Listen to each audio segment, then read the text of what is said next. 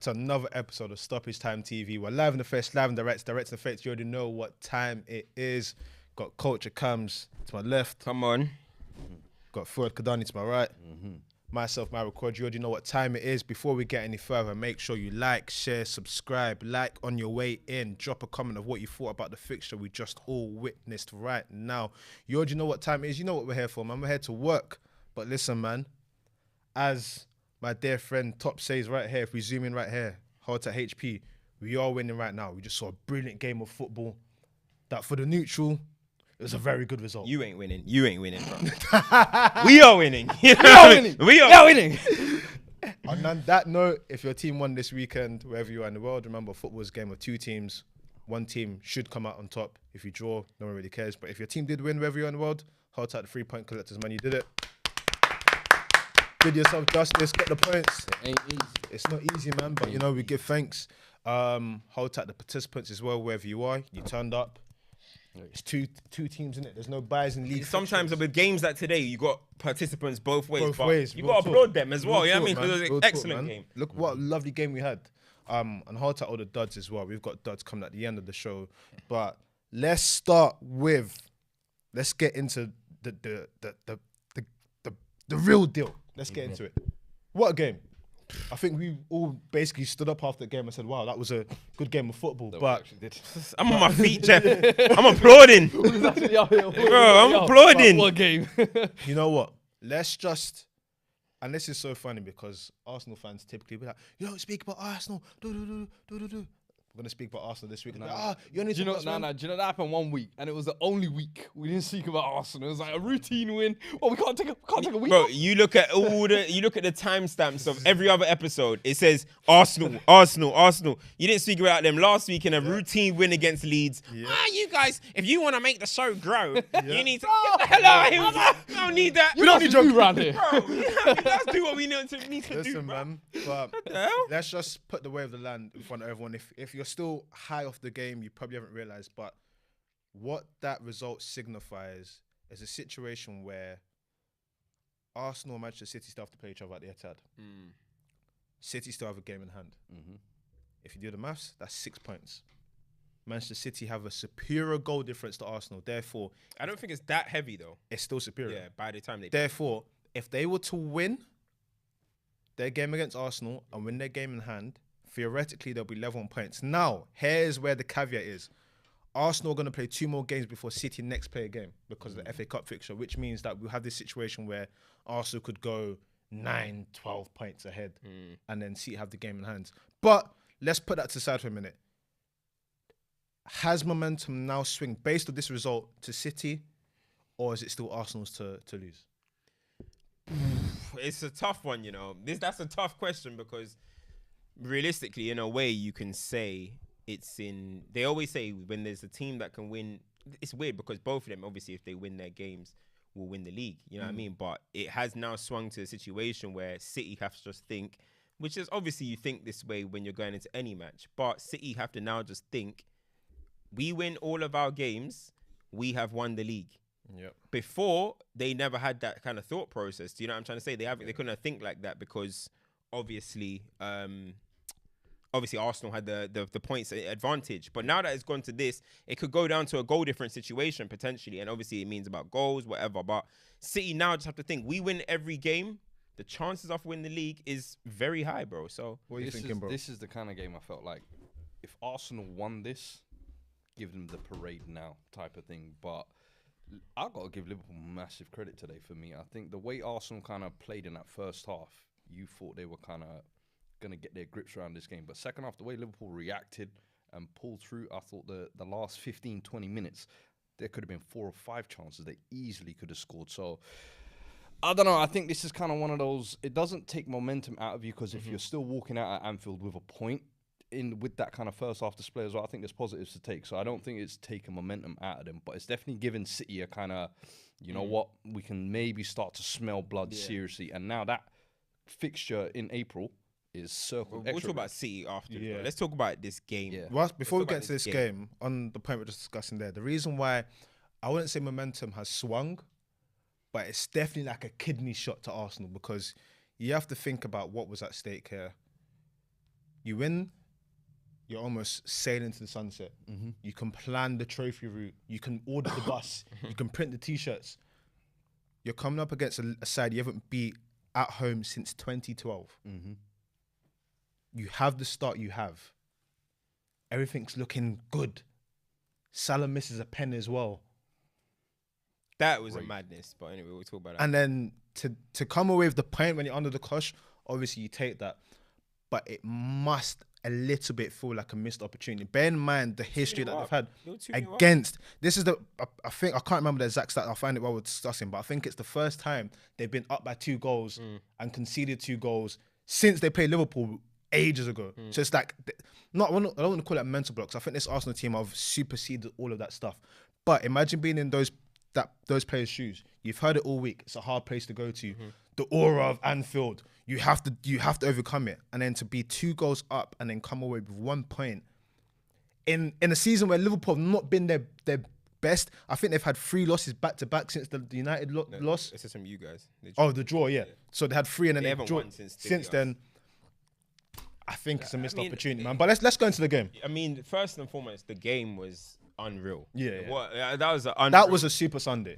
Box office Premier League. Yeah, that was a great game, and that's exactly how you expect a game of this magnitude. In a way, it's weird because Liverpool, what are they really playing for? But at the same time, a game that everyone knew, it had some different feeling to it. You know what I mean? So for that, I would say, what a game first and foremost. You know what I mean? But when Arsenal came out, got the early goal, Martinelli, as I said when he scored, I said, bro, Martinelli scoring the opener would have been such an easy bet. Against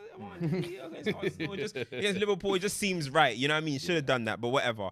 But anyway, you look at that, how they started. You started looking at it like, yeah, this is the champions elect. Because calming down the fans, you know what I mean? My group chat was saying, when are they going to turn on the Anfield speakers?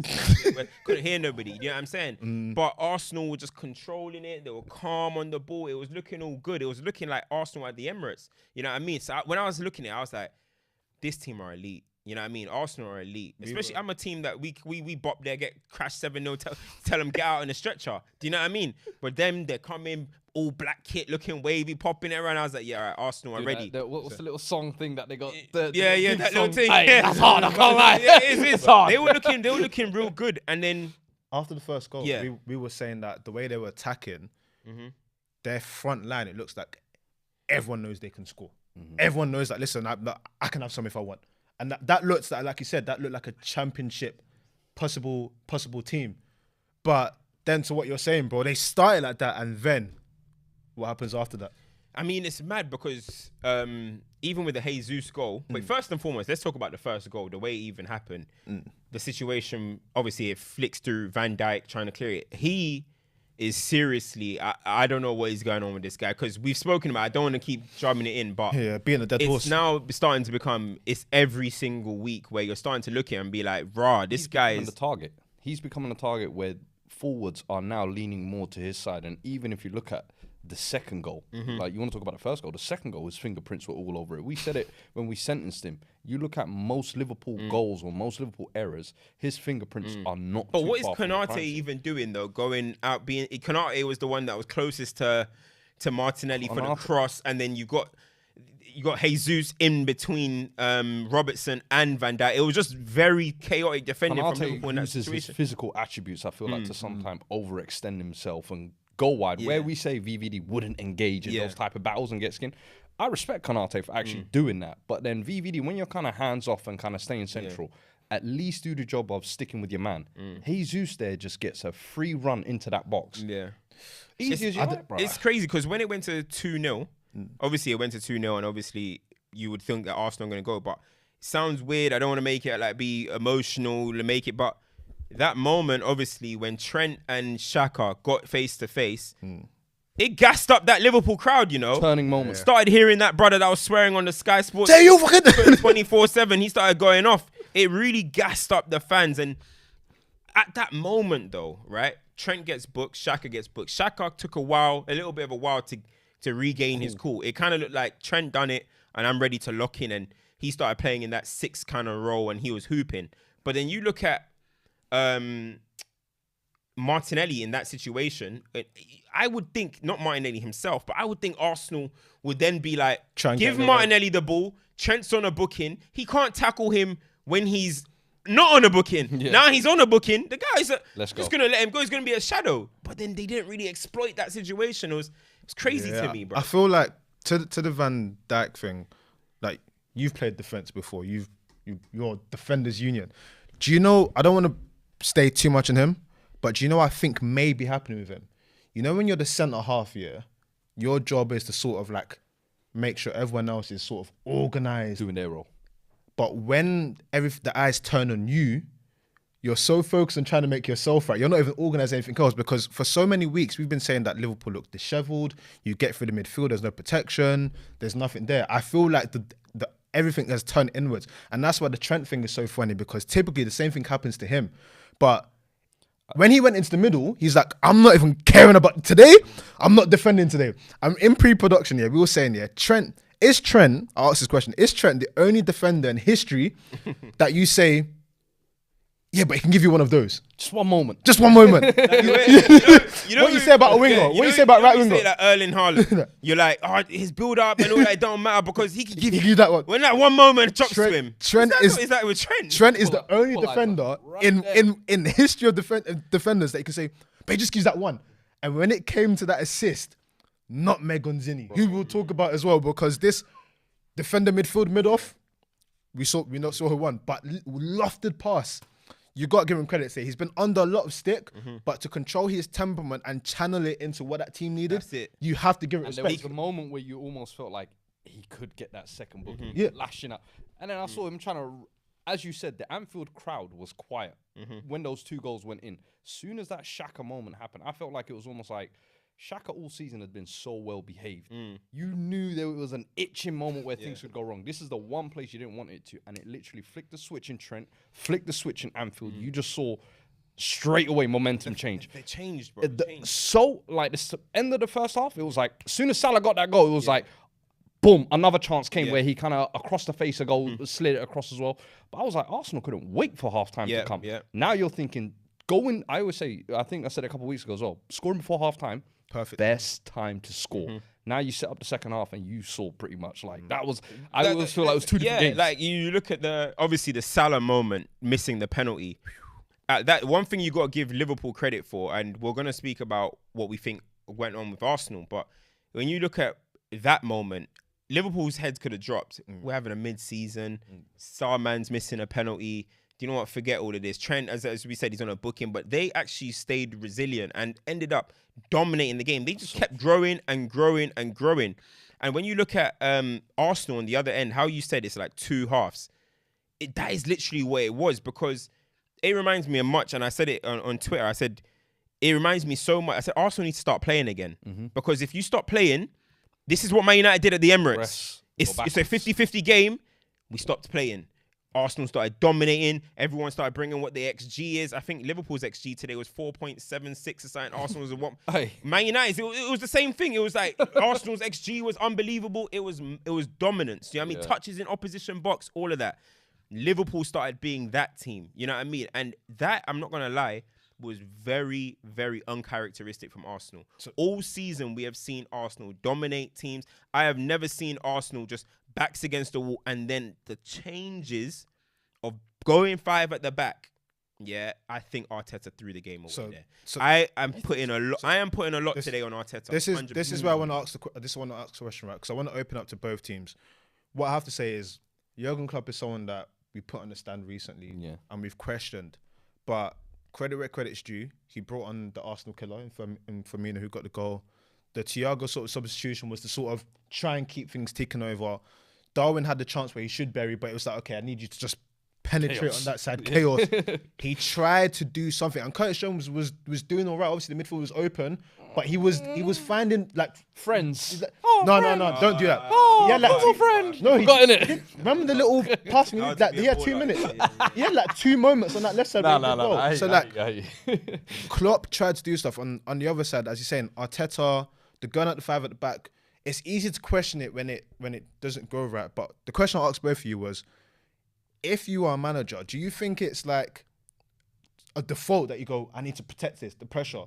Or do you No, think but- you have to? Do you think you have to back what you're doing, regardless of what it is? No, the thing is, obviously, you play any top team away from. We still got to respect Liverpool as Yeah. a top team, as a club anyway. Yeah. Right? Yeah. You go away from home. There's always going to be moments where you're going to be under the cosh, right? Yeah. But that's when you always look to see your managers in-game management. And I'm not here to say Arteta's is bad. Look what they're doing this season. I'm just saying, in this particular game, could you have possibly seen what's going on? Shaka's a bit, he's moving a bit hot. Could you have brought on Jorginho a little bit earlier? Could you have done certain things to have, could you have brought on Trossard a little bit earlier? What could you have done to have influenced the game? But when you look at what he ended up doing, let them go to about the 70th minute, just soaking up pressure, and then taking off your captain, who Odegaard, fair enough, he was not good today. And then Jesus, who's the infectious one. He's the infectious. He'll be left back. He'll be right back, whatever. Take them two off to bring on Kiwi and to bring on Kiwi. to bring on Kiwi and Jorginho. Trossard, sorry. But then that's going back 5.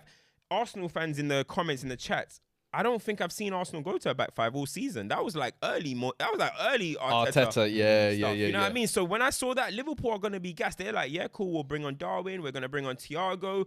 You know what I mean? Liverpool went when he for brought on Firmino, what did Klopp do? You went for the game. Fabinho, come off. Firmino, come on. They're back 5. Why not? You go on, and what ended up happening? Firmino got the goal. As you said, it's easy to kind of look at it from the outside and say, oh, yeah, the players kind of caved over. But I do think, the managerial decisions definitely had a huge effect there, for Should sure. we do some super chats quickly? Yeah. Should we do a song? Go on then. Super chat, super stoppage time. All right, cool. First one's from Dre Des, which says, Teams need to start targeting Zinchenko. He is a liability waiting to happen. City has to win all of their games and they're champions. Zinchenko liability, let's quickly stay there for a second. I mean, I've not heard this discourse for the whole season.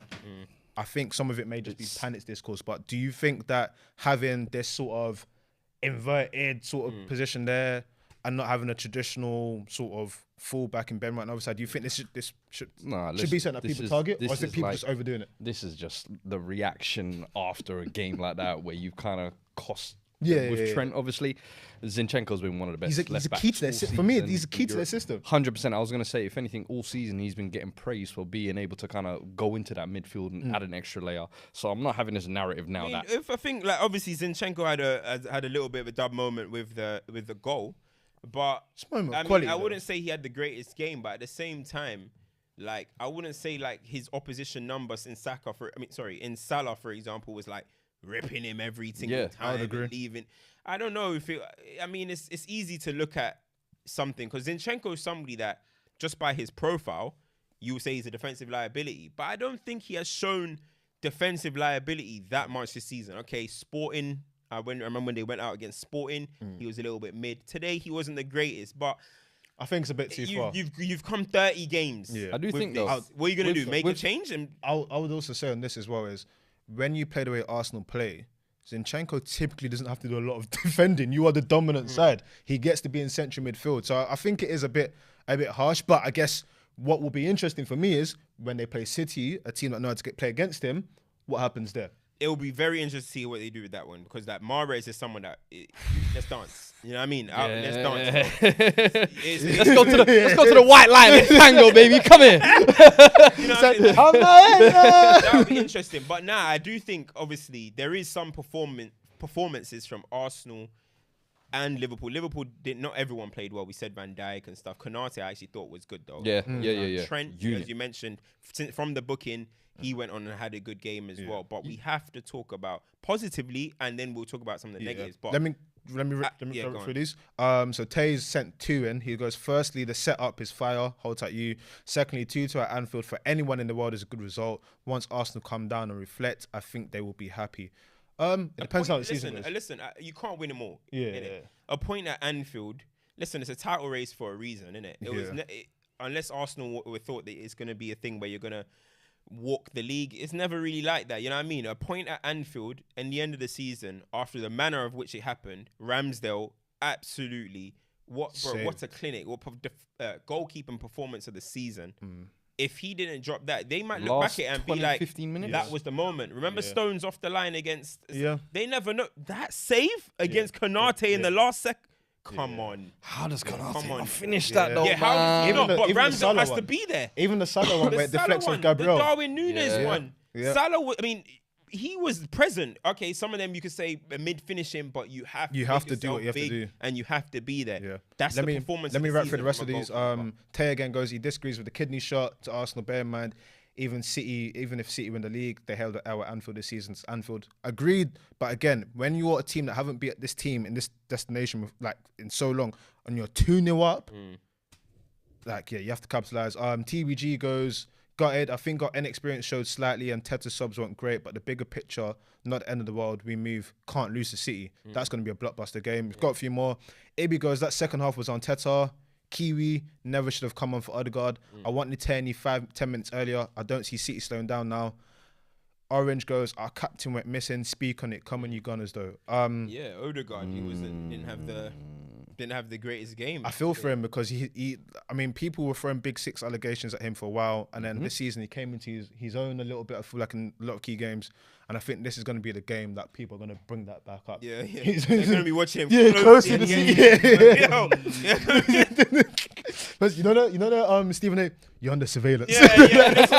That's what they're going to be doing to him. But I mean, again, Anfield's a tough place. Let's speak on some positives though. Ramsdale clinic, as you said, ultimately, Alisson's always this goalkeeper that we say is the level of keeping your team in it. But it was Ramsdale that did that today, and it's like you have to remember that this guy got signed from Bournemouth, and he was written off by everyone. To many people watching that as a Super Sunday, you can say that New York, this goalkeeper's of quality. We can't just try and like push him to the side anymore. Yeah. Some of those saves were that deflected save. That's a real fingertip save in a pressured moment as well. You gotta give him credit, man. 100%. That was, as you say, goalkeepers. Certain at the end of the season, they can save you 10 points. I think it was the famous quote. Those are the types of performances they're talking about.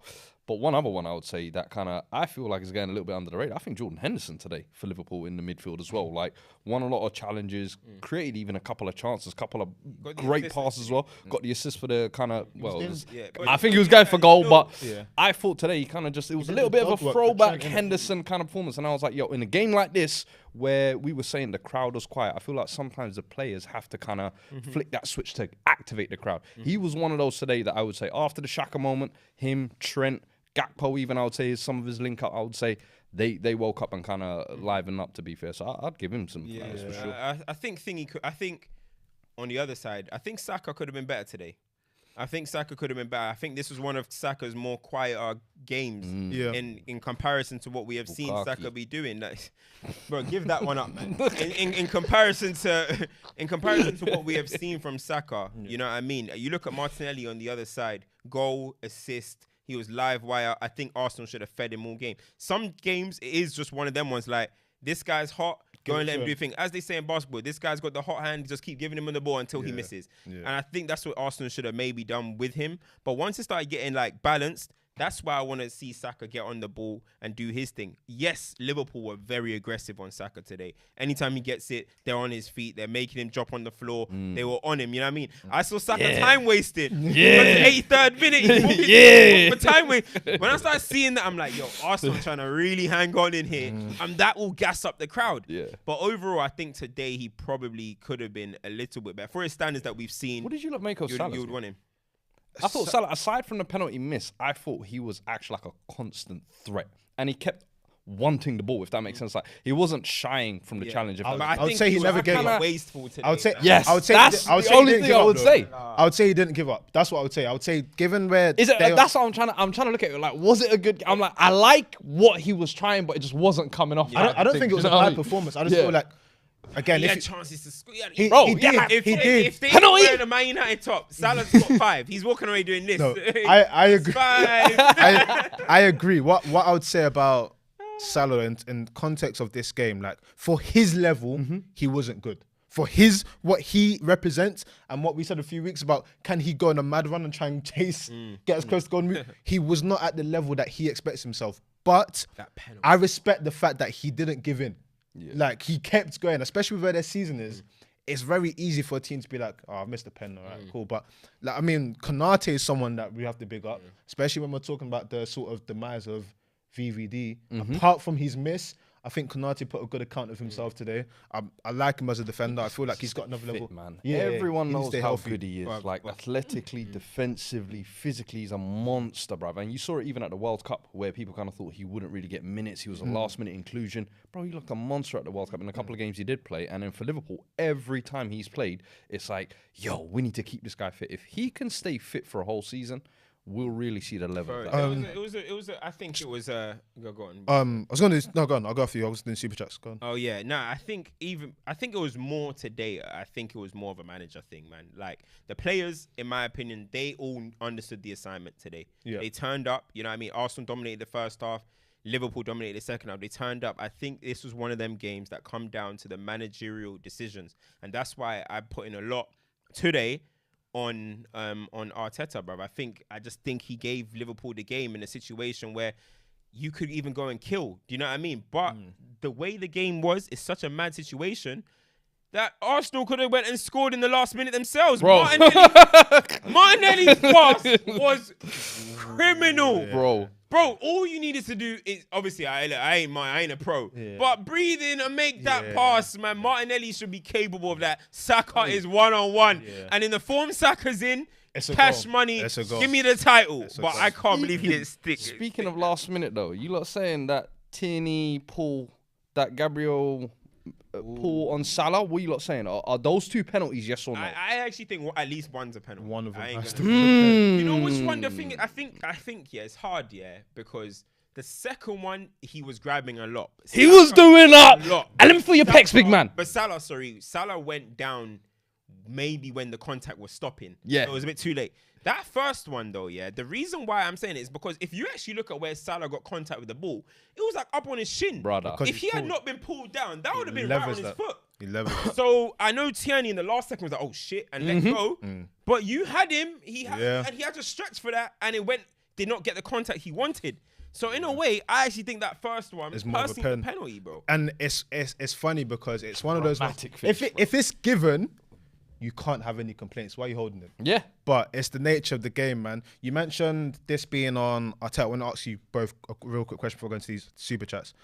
Do you reckon, that in his head, the team have discussed, if we're under the cosh, we're going to go to 5 at the back? Or do you think it was one of them moments where he's looking at the game and goes, let me just... Yeah, I think, I genuinely think it was impulsive. I bet, obviously, we're not in the camp. We're not in the camp, every Arsenal fan would sit there, and when they saw, let me say, what's his real name? Kivior. When they saw Kivior coming on, they were probably like... What's going on there?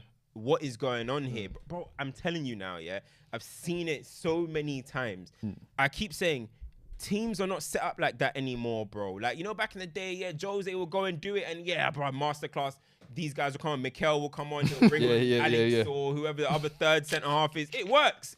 Nowadays, the players ain't really like that, bro. The way these guys do it is in a different way, and I've seen it. Panic. Bring on Maguire, or bring on Lindelof. Conceded. Fred. Thank you very much. You know what I mean? It happens. I just think Arsenal needed to regroup. Arteta needed to find a way of getting a little bit more control in there, even if it's just they're knocking it around for 5 minutes. Partey, get on the ball. Jorginho. Partey, get on the ball. Jorginho, get on the ball. Stick 3, 4, 5 passes.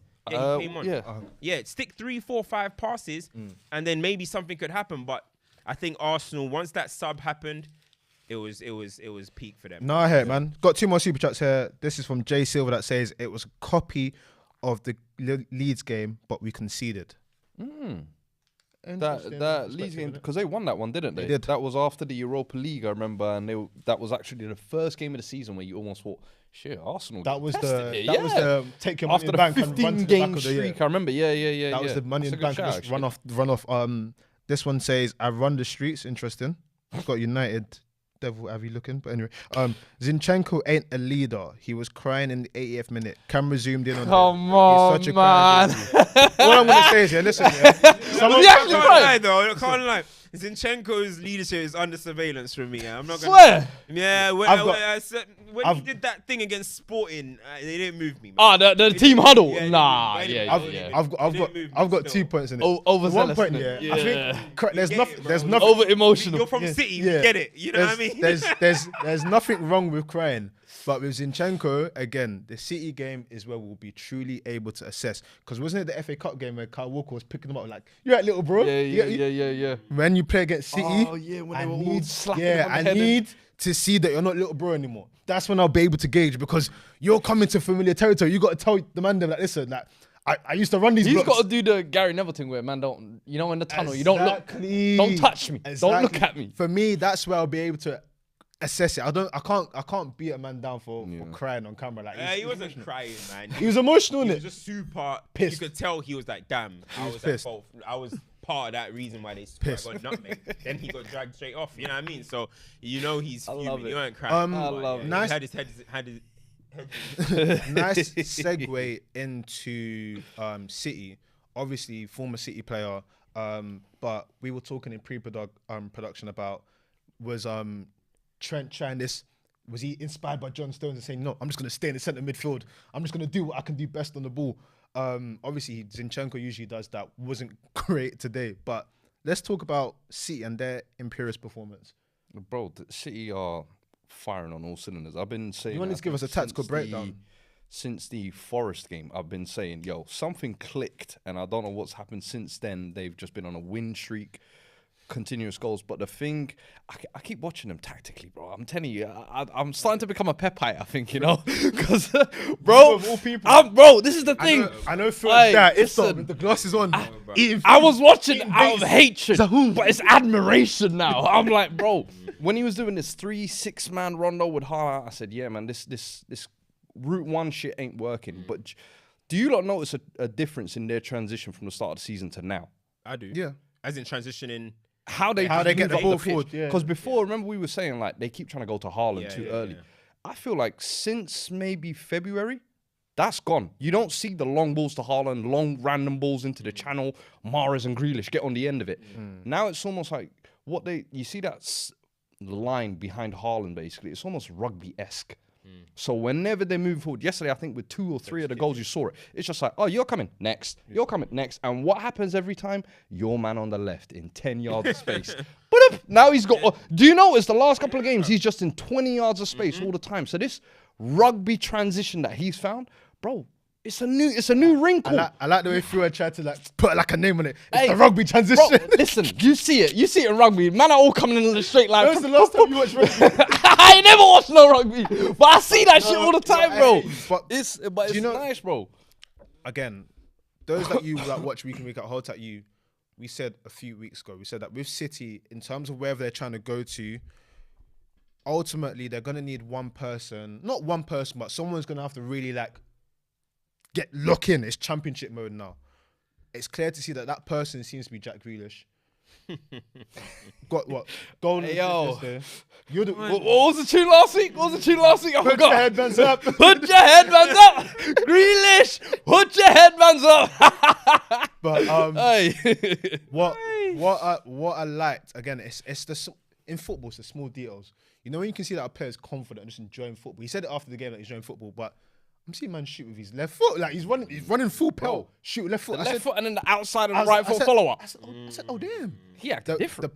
The pass to Haaland as well was to build on your point. I feel like they didn't fully understand the best way to operate with Haaland now, but now it's like ultimately you're number 9, so no matter what happens, you're going to be in the right spaces. You make good runs. That lofted pass is nowhere in Haaland's stride pattern, but he knows. I know you have the ability that you either bring it down or do something. Most strikers can't do anything with that pass. Of course. But man comes out with this kung fu, jiu-jitsu, perfect form finish. I said, yeah, with City, what we're seeing is that now they have finally clicked. Zlatan-esque. Before it was like is- high operating machine, sort of, it's moving, but it's clicked. Yeah. And the question is, has it clicked at the perfect moment for them to make it across the line? That's where it's interesting. The thing with City is that there was earlier in the season, obviously they were finding their way of probably playing with Haaland or some stuff. And I keep saying City are mentality monsters, right? Yeah. You know what I mean? This is the business end. They're locking in. But the important thing is the guys that Pep starts week in, week out, they were kind of being laboured. You know what I mean? So then how many times were we saying little things like, yeah, but what if Alvarez starts? Or maybe they should bring in Foden, or maybe now it's just like, cool. this is the 11. You Good know knows. this is going to be the 11 now. How often have we been able to say that about City team? Now we know he's going to play Stones, he's going to play Akanji, Diaz, Ake, Rodri, Gundogan, KDB, Mahrez, Grealish, Haaland. Settled. Yeah. You know that's what it's going to be now. So that is important. So, and also there was a situation obviously earlier in the season, as I said, you got Grealish who wasn't doing what we know he can do. And then you've got KDB who Pep called him out himself. He needs to improve. KDB's getting in his groove now. And if you have the best player in the Premier League getting in his groove, It's a long day. it's a long day. Do you know what I mean? He makes everyone else around him better. Haaland's just doing what people are going to turn around and act like something's changed. Haaland's doing what Haaland's been doing from the beginning. Only difference is everyone around were kind of, not dropping their best performances. And now they're at the level. Now Haaland's goals are going to be looking like, oh, he won them the game. Decider. Oh, Haaland's clutch. He was doing that from match day 1. Do you know what I'm trying to say? But everyone else was just slacking around. You've got some individual performers now at City that are really rising. Before it was a team. Okay, now there's some guys. Jack Grealish. Mahrez. Not even Mahrez maybe, but Jack Grealish, KDB. Gundogan. Who? Gundogan. Ake is still doing the thing. John Stones coming in now and playing in this role. Diaz Because remember, coming back. it was Rico Lewis for a little bit, Kyle Walker. Now Stones are, hey Kyle guys, Walker's completely it's pushed out closing now. time. He played. Closing Well, time. Pep said during the week, he said Kyle Walker's going to find it very difficult to get into the team the way in the system playing. He played a little bit yesterday, he featured yesterday.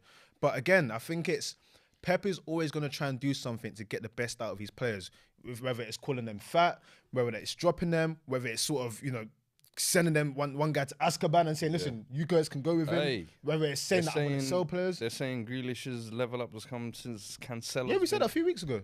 I said that a few weeks ago. No, I said that weeks ago, and you try to say, look at you trying to find an excuse. I said, hey, look. I specifically said, listen, I ain't trying to make excuses, but all I'm saying is Cancelo's not passing to Grealish. You were trying to. Do you know what it is? I don't like things being said in hindsight. Yeah. Why wasn't this said when Cancelo was here? I said it when Cancelo was When here. Cancelo was here, you I was said it not when saying Cancelo was here. he's the reason why Grealish ain't said really Cancelo performing is like this. shooting too Now much. Cancelo's gone. Now they all trying to. Hey, it was that Portuguese guy over there. Yeah. Nah. No, it's not even about that. I don't even think it's necessarily about that. One, okay, Ake is not gonna. Because in a way, yeah, Ake is. It's what you actually said. They're getting people there, manipulating the ball away, and he's being able to be the out ball. So when he is getting the ball now, he is directly thinking, "I'm gonna run at you.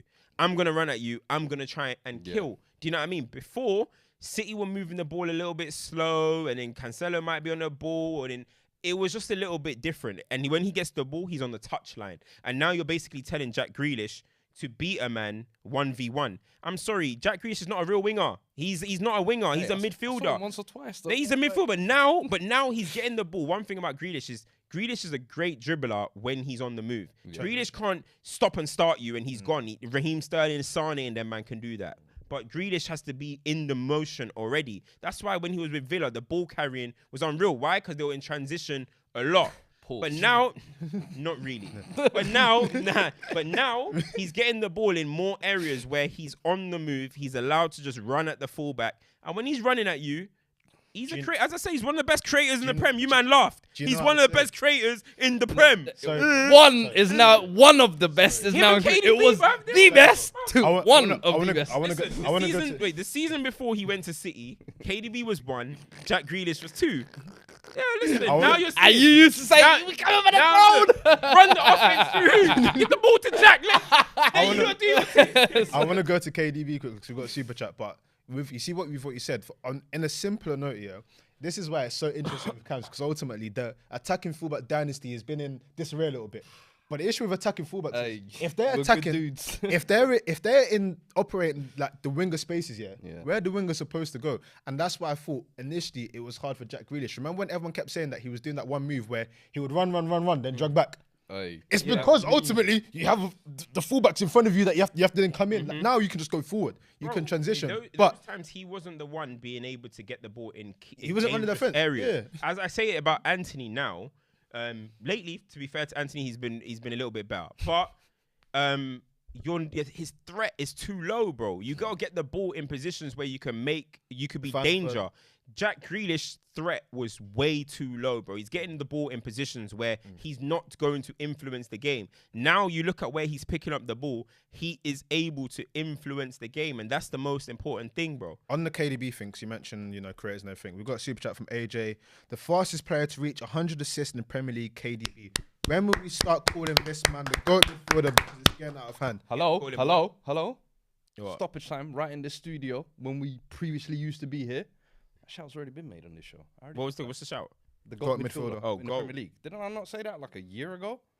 I don't know, man. I It's tough. said, There's some no, legends, and do you bro. remember what I said is you might not say it now, But but when by the it's all said and time done, it's all said and done and KDB's left the Premier League, there will be no discussion because he will have outscored, well, maybe not outscored Lampard, but Lampard, Gerrard, whatever it is, he will not be that far off. You look at all the tools he's got.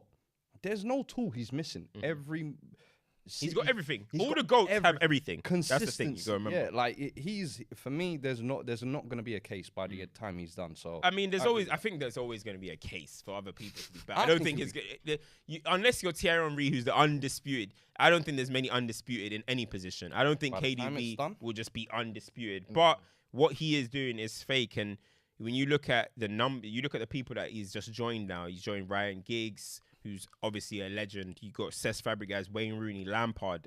And I think then it's KDB. yeah. Crazy names. You know what I mean? Crazy. Fastest to get creators. there as well. You have to think about, just over like the course of his City career, like some of the people he's been supplying as well, constantly. Like, listen, food for you, food for you, food for you. Like, no matter who it's been, he's always managed to provide, put food on the plate. Striker's dream. They Bro, always they say. gave Exactly. the best creator in the Premier League To one of the best. this machine. But I'm sorry. You see the second goal? You see Haaland's first goal? Yeah. Come on, KDB just lazy. I'm I'm just gonna go. just There you gonna loft in there. Just go get that. Yeah, You know what I mean? Like, it's easy now. It's alley-oop in the just little lob and Haaland's gonna just do the madness. It's too And easy. to what you said before, that's why it's so funny because he doesn't have to work at 100%. He can work at 60 and the outcome is still the same because you've got this cyborg in front of him that just cares about scoring goals, which is crazy. So no, that's a great super chat. Hold tight, you. KDB. There was one that said again, it's an Arsenal one. We didn't come in. It says Tierney must start against City. Thoughts?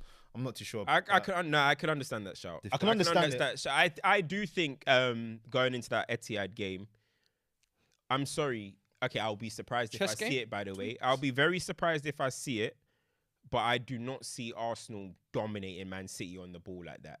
At some point, you might have to have some tactical flexibility and be like, all right, today, we might have to be the team that play on the counter. Yeah. We might have to do so. City still have superior players. If City want to play this possession football, 9 times out of 10 against any team in the world, City are going to come out on top in terms of possession. Who's going to have the most possession on the ball? Arsenal are brilliant. They did it they had more possession than City, I believe, at the Emirates.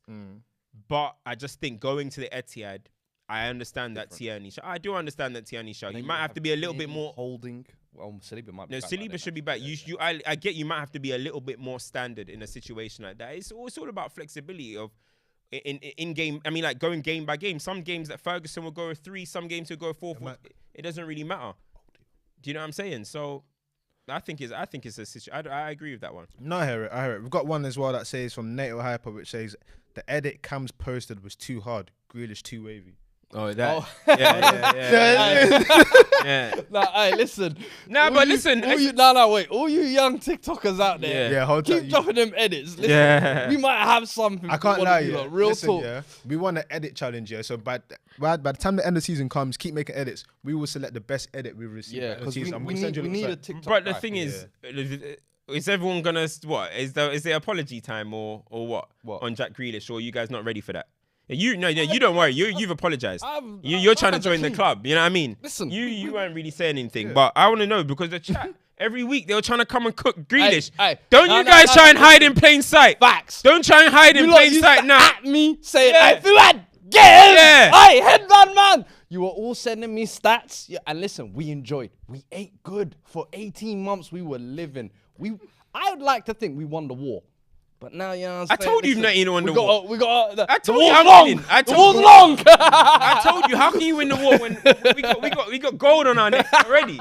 You know? No. He's got gold on his neck This already. year, I always said Come on, that. man. Last year was the rider. This year you're a driver. That's why I'm respecting it. Last year I couldn't. You tried not. Guys, don't let man adapt.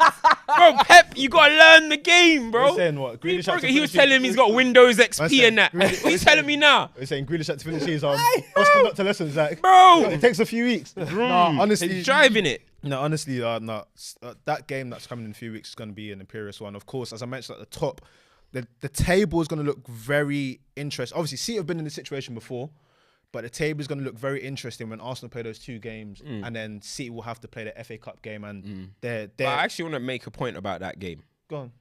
You look at it, this is interesting, right? Can you specify which game? The Arsenal City game, right? I don't know what's gonna happen. Okay, if the game is like how we expect it to be, hopefully, you know, we all want it to be like that. Arsenal win probably their games, City win their games, and it gets to that tie kind of breaker or whatever. Yeah. You look at in Premier League history, yeah, since City have been City, they never lose the do or die fixture, bro. The only time they have lost the do or die fixture, and I'm not talking about from the take, I'm talking about from like, let's say like 11 to 12, right? Because they lost when Peter Crouch scored his goal, whatever. Yeah. But from 11-12, since City have been that team, you look at their moments, the Aguero moment, they've won the Premier League 3 times on the last day. Company versus Manchester United, Company versus Leicester. The only time they lacked that game, yeah, was Coutinho when they went to Anfield. Coutinho scored. I think they won 4-3 or something like that. City still went and won the league anyway. City never lose do or die fixtures, bro. Remember that blockbuster, the one that everyone calls the best game in Prem history? Sane. Boom. Yeah. City never lose. So if it gets to that, I think City, I got this, bro. What I would say on this point. Trying to crown Arsenal. What I would say on this point. If it gets to that moment, it's a good point. And what I want to bring back is the fixture today. They're the I remember. You see, mentality monsters, man. Let me explain. Remember when we were talking about when Liverpool and City were going on, like, I think it was a 10-game streak or whatnot, and it was Liverpool City had to play each other. And we sat here and I said, Liverpool have to go for the head. You cannot walk away with anything but a win, because if you don't get it, you might as well give up. And I think they got a draw. When was that? I think it was a couple seasons back when City won the league. It was a draw. Okay. I can't remember what season it was, but it was a draw. Klopp didn't win. And basically, when it was all said and done, you could have won that game. Oh, the 2-2 at Anfield. I think so. Is that the one? Yeah. Foden. Yeah. I think so, yeah. Is this a game where Arteta I say, you know what? I'm going for the head. What will be, will be. Is that one of those things where in the lead up to the game, you're so many, because obviously they have 2 games more, you win those games, you go for head, because ultimately you have to, for me, you have to rock their jaw. You have to, because the second City smell blood, it's a long day. I feel like, I mean, Arsenal can still get away with that with a draw. With a draw, 100%. You know what I mean? But I just don't see City allowing, you know what I mean, to be contained. I just think in a game like that, from history, from what I've seen of Manchester City, from what I've seen from this Pep Man City especially, they are mentality monsters. Do you guys even remember, yeah? They won 4-1 on the final day against Brighton, yeah? They went 1-0 down. On the last game of the season, Liverpool still could have went and won that league. They went 1-0 down. Within 20 seconds, Aguero, Laporte, Mahrez, Gundogan, it was over. They aren't, bro, when they lock in. What was the game last? It's scary. What was the last game last season where they had, I think it was a period of 3 games where, was it the Villa game where they were losing? They were losing the last game of the season 2-0. And then they won 3-2. I said, bro, Gundogan come off the bench and scored, I think, 2 goals. Aguero was somewhere in Argentina saying, spirits, I need you. I'm saying, when it's time to lock in, and this is nothing got to be like, anti-Arsenal or anything. You're just the team that happen to be competing against Man City at this moment. When City lock in for the do or die, it's cash money. Arsenal, City, yeah, they like that one. Arsenal, a good team though. It'll be a good game. But let's go to the other side of North London. There's someone that I think we should shout as well. We'll speak about rest, but Son 100 goals. I think we need to shout that out as well. Big him up. First Asian player to do it as well, man. What exactly? Vintage Son.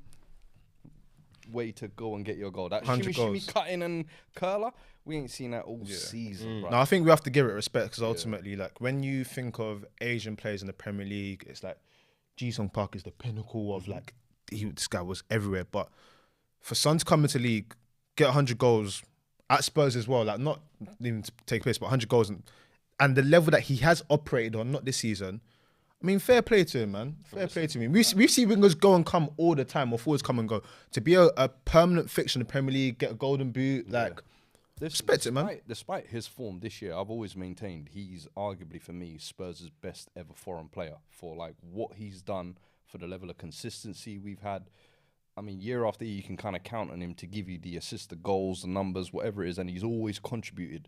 And in important moments, though, when you felt like Kane is possibly not there, he's always kind of stepped up there as well. So for me, last year, you got your golden boot, and it was like, all right, what else is left for Son to achieve at Spurs almost?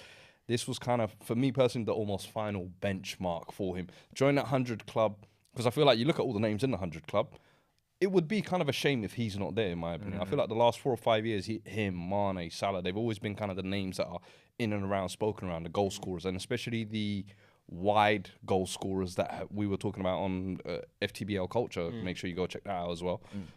Dropping Tuesday. But he is kind of the epitome of that and the way he's kind of evolved into that. Because when he came initially, he was a natural old school winger. Take his man on, 1-2s on the touchline, whip the ball in, and he was both-footed. So you could play him either flank.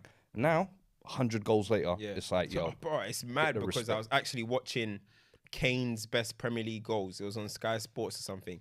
And one of the goals, like Son was trying to dribble or something, he lost control, and then Kane just stole the ball and banged it in.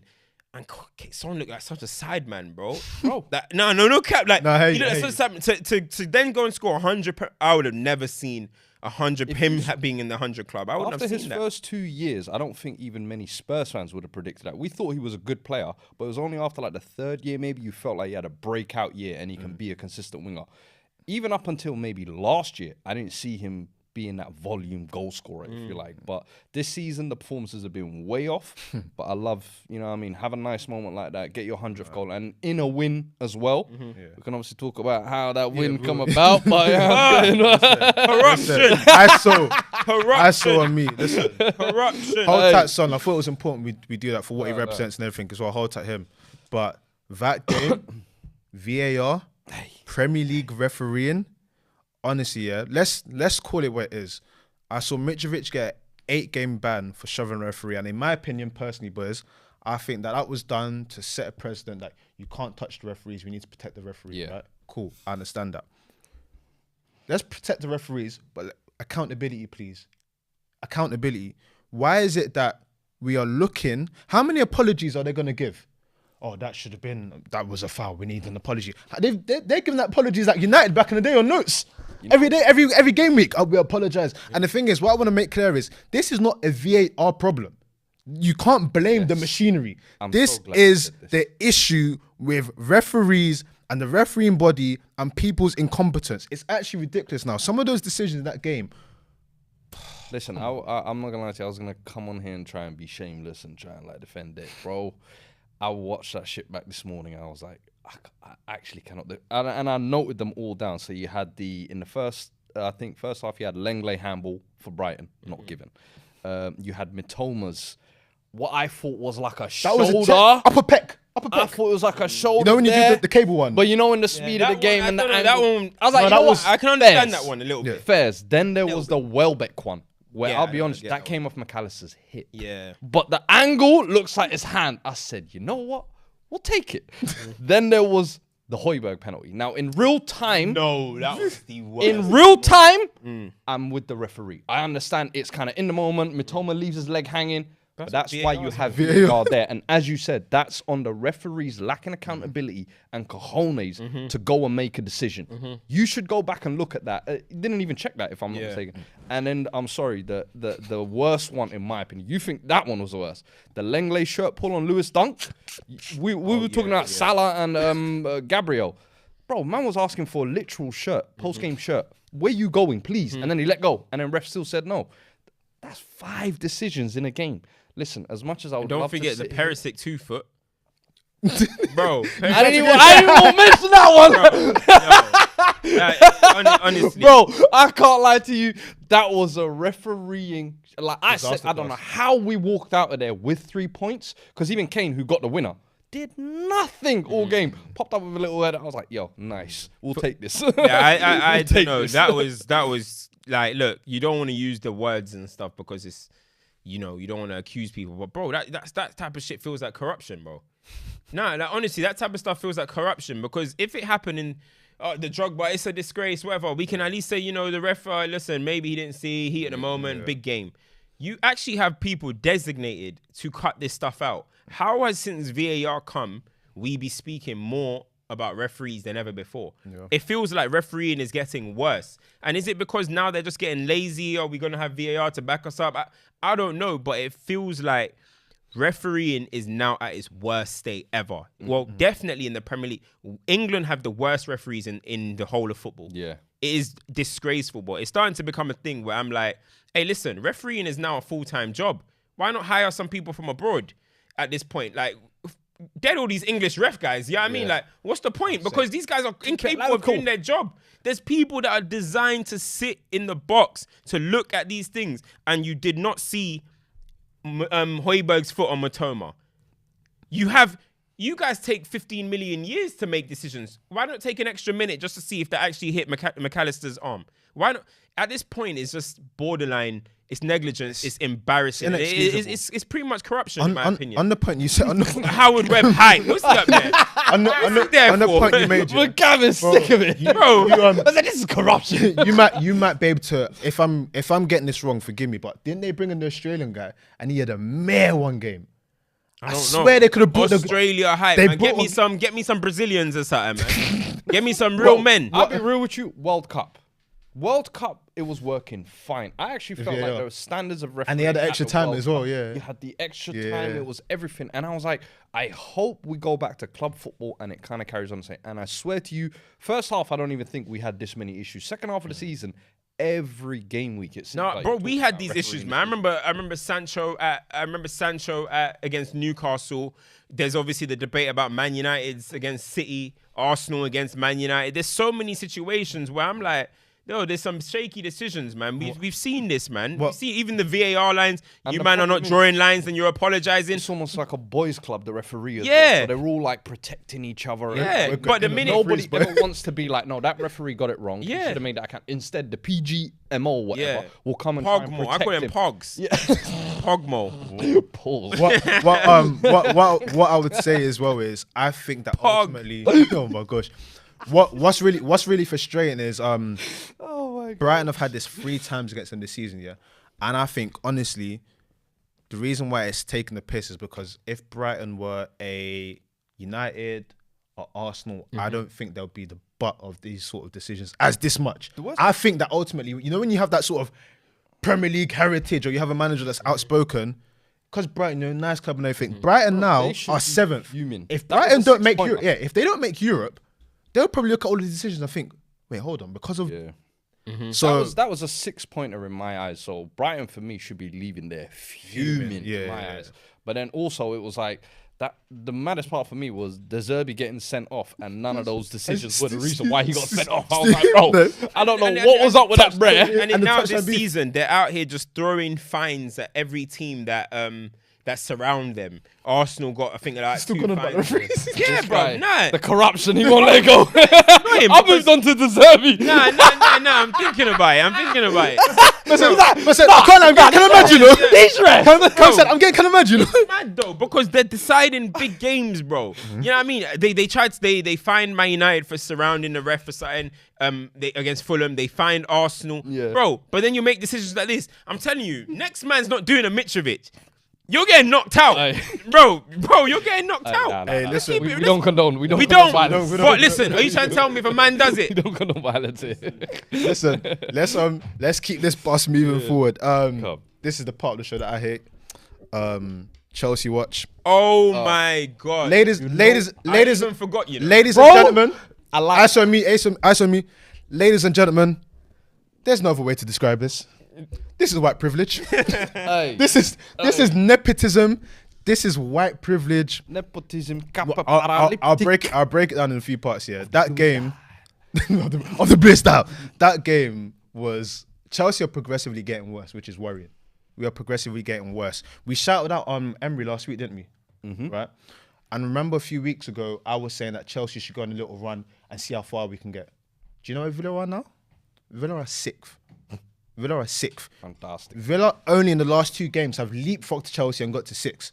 So imagine what would have happened if Chelsea actually got a piece of decent form with the quality we have. We might have actually been in a somewhat decent position. And that's what's infuriating. We have not shown anything. If you want to know how bad this season is, I think Tuchel has a massive chunk of our points. Yeah, 30%. 30%, and he left when? November, I think. Bro, do you want to know how bad our season is? If in any other Premier League year, with how the table is, you would think that we could easily fall into like the last 2 days where a team they may go down. Chelsea could potentially fall into that. Yeah. This season is, I think it's because it's Chelsea, and everyone kind of does this whole laugh, hee. The gravity of what Chelsea should be discussing and what's actually discussing is not the same. To spend away from the money, to have a whole revamp and have a second chance of continuing what you had and to be in this position is honestly gross negligence. It's what we're witnessing here, and it's so mad because people say it will start from a country getting invaded. But what we're witnessing will go down in history as one of the most chaotic things in football business, bro. We're seeing pieces of news come out saying that Todd is getting advice from James Corden. From James Corden, bro. James Corden. This is who's running your club. James Corden. This is who's running your club, bro. The state of Chelsea right now is, oh my God. It is scary. And I know people will try and say stuff like, well, the players have nothing to play for this season. I don't give a damn about if they have nothing to play for. You still come out and expect a certain quality of yourself. Frank Lampard coming in for me, and do you know how mad it is with What do Chelsea? you make of that, bruv? Because that happened. Since our last nepotism. episode, they've had 2 managers, bro. Bro, like last week, Bruno. like man started diving into the game. I'm like, bro, I'm still trying to get your thoughts on Lampard. Like with that coming back as well. You know what I'm saying? With Lampard coming back here, do you know how mad it is at Chelsea that fans were saying that, you know what, it's good. He can have his last hurrah. He brings back the standards. I looked at it and said, proper Charles. But bro, this guy got ran out of Everton in December. Bro. In December. This wasn't too long ago, you know. It was not too long ago that we said maybe Lampard needs to go to university. Bro, it's not about coaching badges. He needs to go to university, business management. Shall I give you a fun fact? Go on. Doesn't even have his pro license. That's not 100% confirmed. Don't No? use that one. Nah. That's not 100%. When I saw that and I started seeing people correct, and I was like, don't run with that. We don't be putting the false ones out here, man. What I would say, It's not with the Lampard thing, what I would say is, I found it, because obviously we watch football, innit? I found it very funny that he lost in ain't a reliable source anymore. Transfer market high. I find it maybe giving people assists for 4 penalties. I found it very funny that Lampard lost to Wolves in December, got what you'd say is an uglier, better team, and still lost to Wolves again. For me, I'm sorry, personally, that's humorous. But he's not the first person to do it. Apparently, Dean Smith did it last year. But Dean Smith did it. He apparently lost to West Ham 3 times. That's crazy. With 2 different teams. But it's just mad. And Wrighty said something here on the show, and he's saying that if it was him and he was given a 7-year contract, he's chilling for 4 years. The question I want to ask you guys is, do you think that when you look at some of the players that have come in at Chelsea, they're thinking, you know what, this season's a write-off? Bro, no, but the thing is, I'm just putting that question out there. I'm just saying. This was said, and this was what people's concerns were with long-term contracts. Because long-term contracts, you're just guaranteed pay, basically. You know what I mean? You're 100% locked in to get paid, regardless of what happens. And you're giving it to young people who, I think, young players need motivation. You know what I mean? You need to motivate these guys. If he's 32 and he gets a 5-year deal, and it's like you've been a great servant to a club on an Aspie kind of vibe, cool, you know what I mean? He's done his bit, whatever. You're kind of just setting him up for retirement. Yeah. Oh, you're giving 20-year-olds 7 or 22-year-olds 7-year deals, bro, on big money. Bro, of course relaxation's gonna kick in. I'm always somebody that says, wow, like look how much Man United gave Jadon Sancho at such a young age. Like, how's he gonna get motivated to play? same thing with Chelsea, but your fan base was sitting here saying, hey, Bowley's working the FFP. Woo, it's so cool. We now know we're all finance team now. Now look, now you guys are starting to look at it and be like, wait, what if these guys aren't even good enough to play for Chelsea? Now they're locked into 7 years. Now, why do you think man are getting scared about what's going on with Mudryk? You're going to start panicking. And one thing I don't understand is, I just think in general, Potter is just, not Potter, sorry, Bowley is just kind of like freestyling the situation. Since he's been in charge, Chelsea have had 4 managers. Tuchel, Potter, Bruno and Lampard. 4 managers in your first year. He hasn't even been here a year. So what I would say to this quickly is, I remember it was just a name I put out there, but remember when we first had the conversation about Bowley taking over, and I said, go and get the right footballing people in. I said it for Newcastle as well. I said, can you get someone like a Michael Emenalo or someone that just understands football? Doesn't have to be those people, but ain't that what you got my man for? What's his name? Bengali, or whatever his name is. What's Bengali's track? What's his name though? Bengali, right? Yeah. Or Bengali or something. BH. I don't know how to pronounce it, but I know you're talking about. You know what I'm talking about, bruv. If you look at how clubs have kind of gone when they've done takeovers and whatnot, very astute, football mind, football focused foundations are put into place. With Chelsea, all we know ultimately, because we don't know the ins and outs, we just know that they gutted everything out that was there and put new stuff in. Brighton stuff. Let's be honest. Brighton stuff. And Brighton stuff that's not proven at this sort of top peak level. Do you know the irony of it? Oh, his name's Agali. Do you know Egg barley. Do you know the irony of it? Egg barley. Egg barley or egg garly? Egg barley. Egg barley. His name is his name. Do you know the irony of it is? Chelsea 11th, right? 11th is kind of a position that if Brighton finished in, they wouldn't be too mad at that. We're in the Premier League. Do you get it? It's techie. It's techie, but I don't see getting better. No, but I it think further leads into the point of what he's saying with the freestyle as well, though, because it's like you shouldn't be in that position. So I don't know. I don't know how it's rectified. Chelsea are in a weird situation now because Lampard, I don't know, they brought him in to kind of be this vibes man. Just connect. I think I'll speak to a Chelsea fan on the weekend as well. He said Lampard's essentially just been brought in to bring the fans and the team back together. I to don't connect. get Because that. there's been a disconnect, and I'm like, about? is that seriously what we're hiring managers for now? Is that what Chelsea have come to? Cheerleading and pom-pomming basically on the touchline, and then what happens? Your first result, you see It's the a reality. it's a distraction And the mechanism. problem is you have in the summer that no one's even talking about is you're going to have to gut this squad as well. And because, as you said, they're on 7-year contracts, 8-year contracts. Those are the new boys. But you're now going to have to take cut price deals for all of them other man, or it's basically... But I've said it. to the FFP abyss, bro. yeah, but this is the problem, right? First and foremost, first and foremost, shout out my Bengalis. But secondly, one thing I don't understand, right, is why this Lampard appointment even happened. Because if you're just going to try and get a guy that can be around and G the players up, can't Bruno do that? Why are you bringing in a manager to basically just hold it down till then? It doesn't really make sense, especially when there's not much to play for. Let's be honest. They're not bringing in Frank Lampard to try and go win the Champions League. He's talking all that. Benzema and Vinny are coming. You know what I mean? we know what's going to happen. Do you know what I'm trying to say? So I don't really understand what this Lampard appointment is. It's just wild. And listen, you look at what's going on with Chelsea at the moment. Bro, you lot are actually genuinely having the worst season a big club's ever had, ever. I would agree with this that. is the worst season I've ever seen. I would agree with that. Because seen. When you factor in the fact that money's Bro, been the 11th.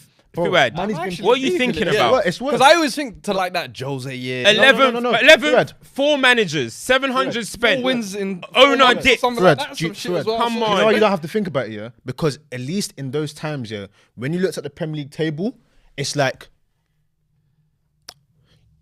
we have to go to page 2. Page 2 for Chelsea. 11th. Page 2. Crazy. Page 2. Ever. This is worse than any Roy Hodgson's that's Liverpool. No, it's worse. United have never even. No. They didn't have money. No, we have never been this bad. Those teams didn't have money. The worst ever. And those teams didn't free fall.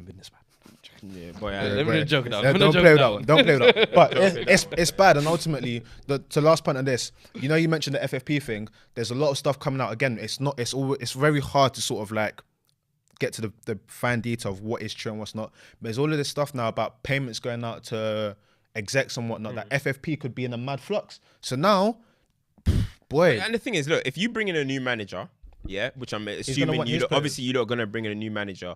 You lot are talking about, yeah, it's gonna be a cart boot sale and all this type of stuff. How you know this manager's not gonna come in and like some of the things, some of the players that you lot think are duds? Huh? So what?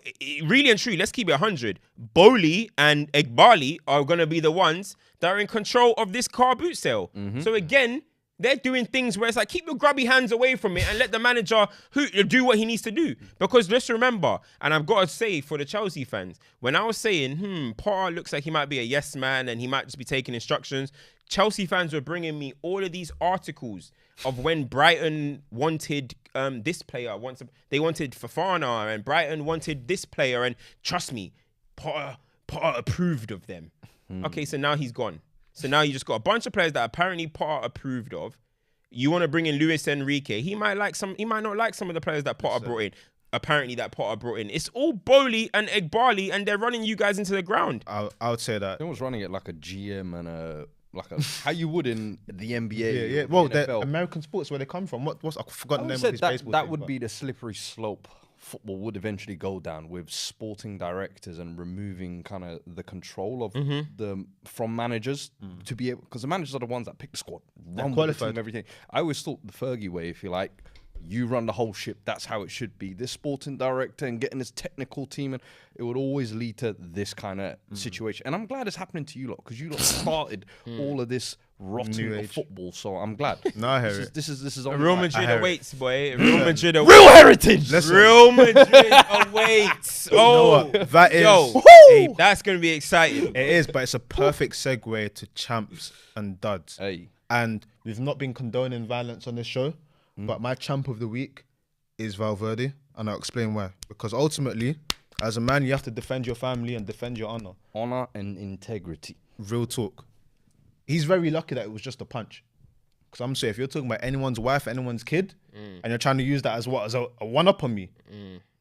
So give a bit. So what's the story though? What So happened to Valverde's son? The story in the context was when his wife was pregnant, there was a situation where they thought that, there might be like a problem with that. Not a problem, difficulties. That second trimester, third trimester, you might miscarriage and whatnot. So I think they probably made that public news. And then this player, I can't remember his name, decided to use that as like sort of leverage, dark arts, like, whatever. And Valverde said, listen. There's certain things, people think they can say on a football pitch, and kids, stay on the football wives, pitch or whatever. Brother, kids and the women stay out of it. Yeah, certain shit you don't. You will have to buck me in the car park. Valverde, you done the right thing, my brother. You are real a champ. Men. You are a champ. I've got another champ. Should have as well. smoked him. Should have smoked him. Yeah, but Listen, there's still games to play, Where was it? In Madrid. That's one call. That's one call. As I call the shooters. Valverde, You're sick, money man. talk about 100 banners on I'm his so head. glad we got him at the end. Bro, We saved 100 bands. 100 bands. You know what man would do for 100 bands? I was gonna say so. Hey. Man. That's what got the whole of Chirac locked. I was gonna say if That's not, what got move up locked. if not for podcasting, you'd have been doing ride-outs with the bro. baller we can't name. I don't know. Come and be on the wing freestyling, bruv. You might have been doing it. You might have been doing it. But I want to give a champ to Roy Hodgson as well. 2 games, 2 wins. There was a tweet. I can't remember who he tweeted it, but who tweeted funny that said that the man them saw a bit of sun and started performing. Don't forget super chats.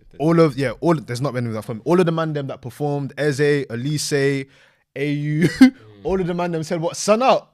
What, DLT later? Yeah, let's do a little something." So 5-1 in a 6 pointers get 5-1. That is class. So I got to give Roy Roy. Yeah, I've got to give him respect. 5-1 against Leeds. I still think Leeds are going down, but hold tight Palace for that. 2 games, 2 wins. Whoever got, I got to give a champ to Emery, bruv. I got to give a champ to him, but you gave him last week, right? I probably did, but they're still going on. Obviously, there's going to be a stoppage time extra as well, bonus episode coming out, which we'll probably touch on that topic a little bit more. Nah, big up Aston Villa, what they got going on right now, because that is a madness. And bro, I mean, if we're gonna give him a champ, then I got to give a dud to Gerrard. Gerrard, boy. For how you had them man looking sorry, bruv. And now English coaches, man. English coaches. You got it right. Yeah, they don't want to give me my credit, you know. They don't want to give me my Gerrard. I didn't hype Gerrard. No, but he called. No. I said that we went season. He called Gerrard. Gerrard He said we he said that. And I remember old production, if you're watching this, I tried to include him on the shout. Do you remember? I said, yeah, we said this. And he said, no, you're on your own on that one. I remember that. He called Gerrard. Get that guy out of here. He called Gerrard. He called him a certified scrub. He called him a scrub. Do you know what it was? I said he left Rangers too early. Should have built your legacy, built your name, build a kind of Rangers have taken over the Celtic era type of thing. Yeah. And there would have been a lot more respect. You made the jump too early. And the problem is that Villa, you look at them, they're kind of this mid-table club. Can they really push for Europe? But because they'd spent so much under Gerrard, they had to. Gerrard was never going to be able to push that. But now you're seeing a real manager comes in, you see the difference. He's able to, the X and O's, as they say, gets that right. And now look at him. I mean, I think there's a few, you know what, there's a few players as well that I think have been doing well lately. Like, I think McTominay's got 2 back-to-back man of the matches, I believe it is. Credit to him after drilling for Scotland as well. He's in a good little moment. He had the Newcastle links and said, hey, people were laughing at 40 mil. Let me show you why I'm worth 40 mil. You know what I mean? So big him up. I actually want to give credit to Sancho as well for getting that assist. Bro, we know Sancho has just been out of form, whatever, sent to the mountains, blah, blah, but he's come back from the mountains. And in his cameos, he's been okay. He's been all right. He's been better than what we've seen previously. But then he's got benched again. And I was like, listen, I thought he played a good game last week. And I was like, please, I want to see him start against Everton.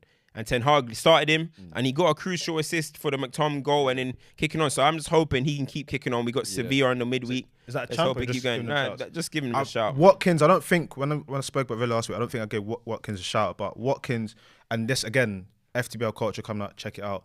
Watkins is on 12 goals for the season now. He's got 9 in his last 10 appearances.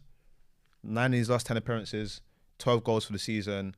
And I think I've said this last week, but he's the only player apart from apart from Salah and Kane to have more than 10 goals in the Premier League for 3 seasons consecutive. Cold.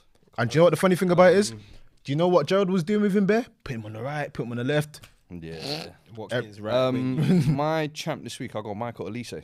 I think hat-trick of assists in that Palace game. He's the youngest player to get. Yeah, something like that. yeah. For me, I've said that kid. For me, I think is a special talent. It's only a matter of time before he connects the dots.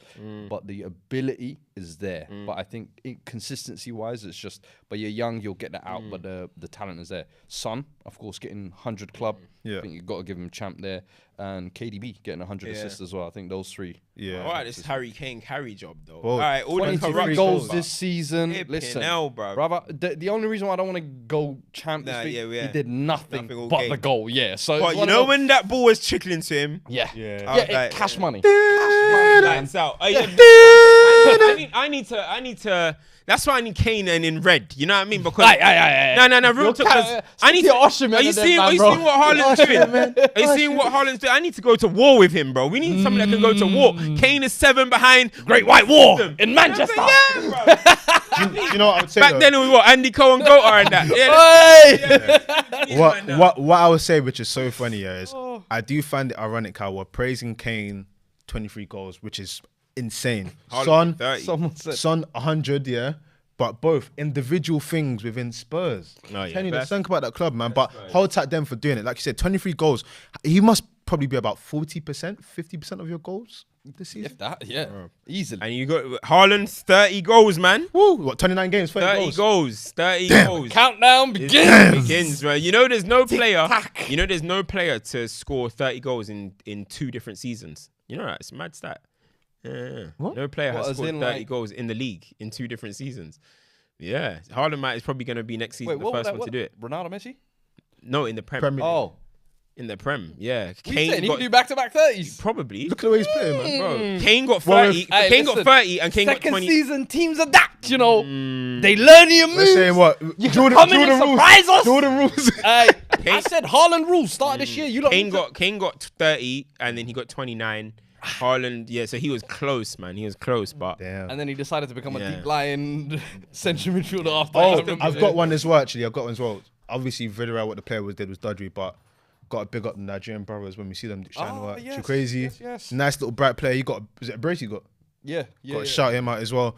The Spanish he was speaking, it sounded a bit Igbo. I can't lie. He had a bit of a, but I respect that man for learning a new language. So hold time, go on. Hey, you know, Jose Mourinho's got Roma 3rd in the league. Can we sit here and just applaud for a second? Yep. Because there were people that tried to write Jose off. They said he was finished. They said he was robbed. Career done. He can go to Roma and retire. European trophy since. Got them in Champions League. Boy, listen. And I told them when he was here at Spurs and people were saying he's retired and done, got us to our first final in 11 years or whatever it was. Let him see it out. People are like, no, we want to get him out now. Who's laughing now? I've got Respect one of the GOATs 100%. in the summer. You lot better go back. Jose Pot trilogy. Forefather, Trilogy. grandfather, godfather. Go call your father. I like. Yeah? That was a good. Hey, Go hey, call this your that was a good father. one. That was a good one. I'm telling you. That was a leads good one. perfectly into our bonus episode as well. Yeah. Yeah. Yep. You know what I mean? 100%. And somebody talked about give Sarri his flowers. Listen, people, wait until our We've got a bonus bonus episode still. coming out. We're gonna talk about this. I've got a dud as well.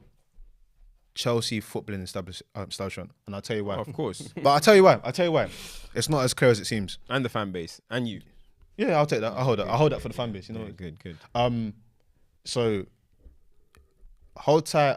Scored Breezy, friend of the show, Hey, lovely guy, Chelsea fan. He's always there. We have up. chats and everything. When Juventus got their 15-point deduction, we had a conversation and said, "Do you know how funny it would be?" his tweet. He said, "Do you know how funny it would be if Juve somehow finished the season with more points than Chelsea?"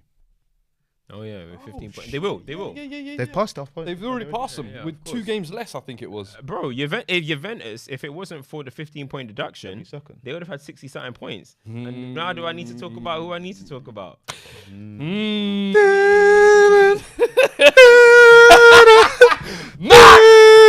Allegri!